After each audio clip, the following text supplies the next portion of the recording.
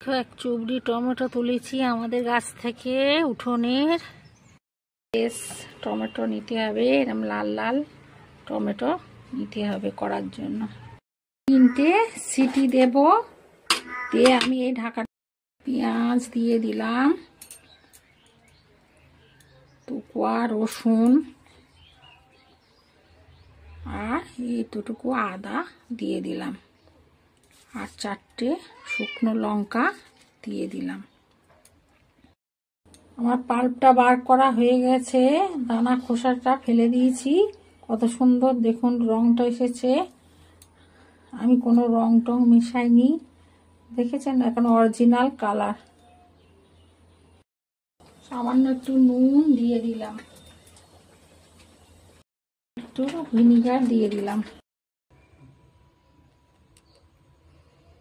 বোতলগুলো জীবাণুমুক্ত বোতলে